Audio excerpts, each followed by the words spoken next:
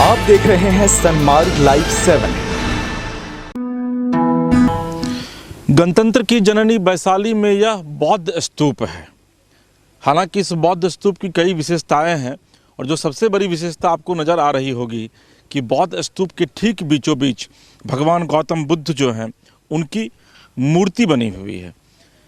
कहा यह जाता है कि अभिषेक पुष्करणी के नज़दीक ही जापान के निप्पोनजी बौद्ध समुदाय द्वारा इस स्तूप का निर्माण करवाया गया था, जिसे विश्व शांति स्तूप नाम दिया गया।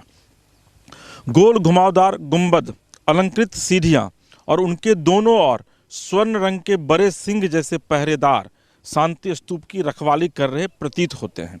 अमूमन आप अन्य जगहों पर भी शांति स्तूप देखते होंगे तो वहाँ पर आपको इस तरीके की कलाकृतियाँ देखने को नहीं मिलती होंगी।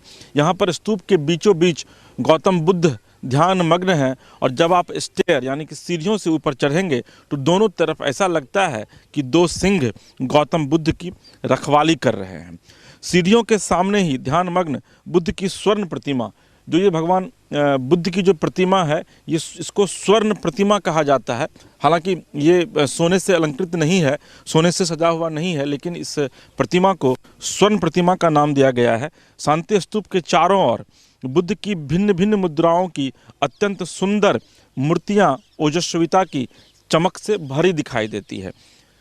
तो इस धरती की एक सबसे जो बड़ी विशेषता है वह यह है कि यह महावीर की भी धरती है, क्योंकि महावीर यहीं जन्म लिए थे और गौतम बुद्ध भी यहाँ पर 3 बार आ चुके हैं। लिहाजा इस स्थान का महत्व अपने आप में काफ़ी बढ़ जाता है। यानी एक तरफ गणतंत्र और दूसरी तरफ गौतम बुद्ध यानी बौद्ध की धरती और महावीर यानी जैन की धरती, दोनों का समागम इस जगह पे देखने को मिलता है। आज पूरी दुनिया में जैन धर्म को मानने वाले काफ़ी लोग हैं। हिंदुस्तान में भी जैन धर्म को मानने वाले काफ़ी लोग हैं और जैन धर्म की जननी भी आप कह सकते हैं कि वैशाली ही है।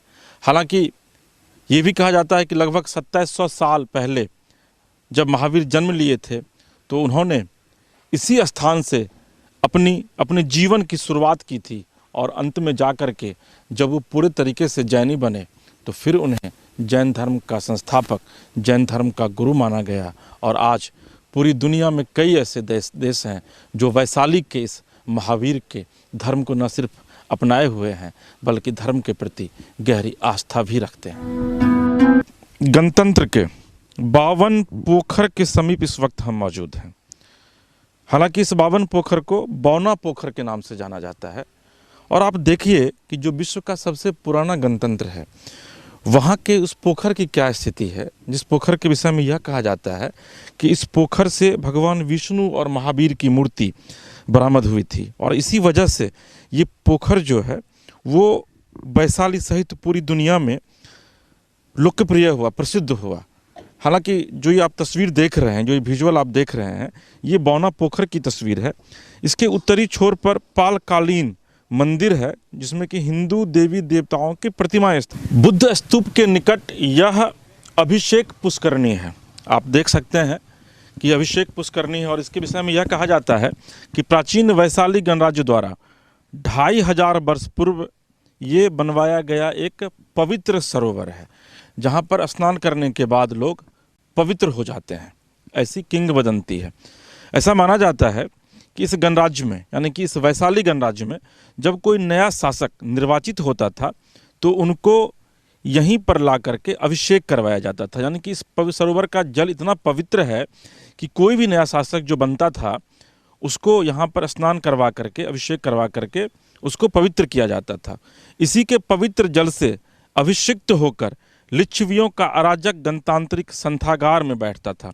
यानी कि यहाँ जो लोग स्नान करके जाते थे उसके बाद जो गणतांत्रिक संथागार हुआ करता था वहाँ पर जा कर के वो लोग बैठते थे और वहाँ से फिर जो एक संसद जिसकी चर्चा हमने कुछ देर पहले आपसे की थी कि उस संसद में जा कर के फिर ये लोग बैठ कर के वहाँ पर नीतियों का निर्धारण करते थे।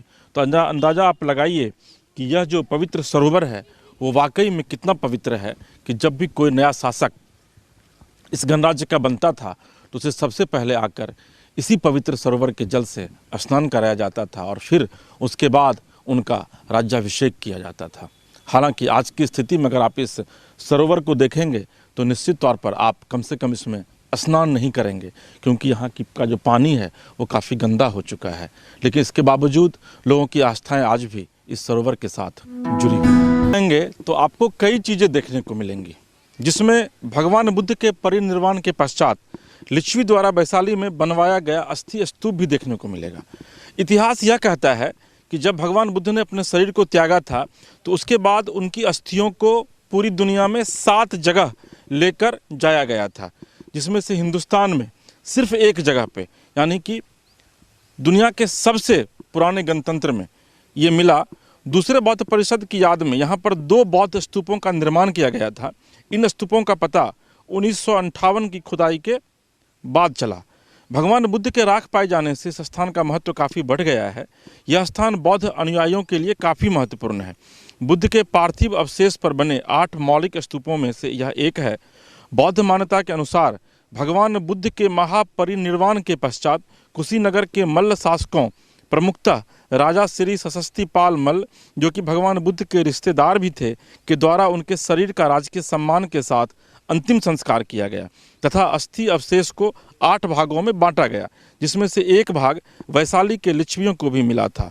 से 7 भाग मगध नरेश, अजातशत्रु, कपिलवस्तु के शाक्य, अलकप के बुली, रामग्राम के कोलीय, बेटट द्वीप के एक ब्राह्मण तथा पावा एवं कुशीनगर के मल्लों को प्राप्त हुए थे।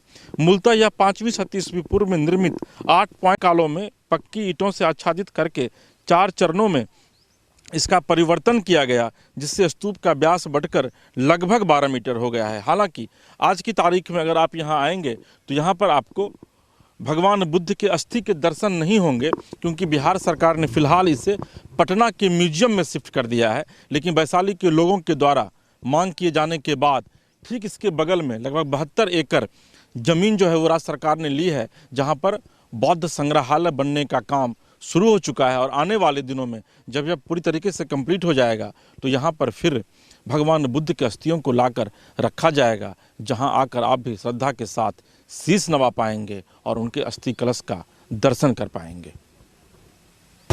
विश्व के सबसे बड़े लोकतंत्र या फिर आप गणतंत्र कह लें, वैशाली की वास्तविक स्थिति से हमने आपको रूबरू करवाया। वैशाली आज भी अपने भाग्य पर इठला रहा है कि उसने पूरी दुनिया को गणतंत्र का एक मैसेज दिया और दुनिया का सबसे पहला सांसद यहीं पर उसकी शुरुआत हुई थी। लेकिन आपको जानकर ये आश्चर्य लगेगा कि ये वैशाली आज अपने भाग्य पर जहाँ एक तरफ इठला रहा है, तो वहीं दूसरी तरफ राज्य सरकार की उदासीनता की वजह से वैशाली में जो बचे हुए अवशेष हैं वो दम तोड़ते नजर आ रहे हैं। और शायद सबसे पहला गणतंत्र होने के बावजूद आज भी वैशाली को सरकारी स्तर पर वो पहचान नहीं मिल सकी जिस पहचान के लिए वैशाली जाना जाता है। सवाल कई हैं और इन सवालों के साथ हम आपको छोड़े जा रहे हैं कि वाकई में अगर वैशाली ने दुनिया को सबसे पहला गणतंत्र दिया तो क्या केंद्र और राज्य सरकार की यह जिम्मेदारी नहीं बनती है कि इस वैशाली को राष्ट्रीय और राज्य स्तर पर लाया जाए। हमारे साथ हमारे सहयोगी कैमरा पर्सन कृष्णा, हाजीपुर के हमारे संवाददाता राहुल और साथ में आफ्ताब के साथ इसके राजीव को दीजिए इजाज़त और आप देखते रहिए सनमार्ग लाइव 7।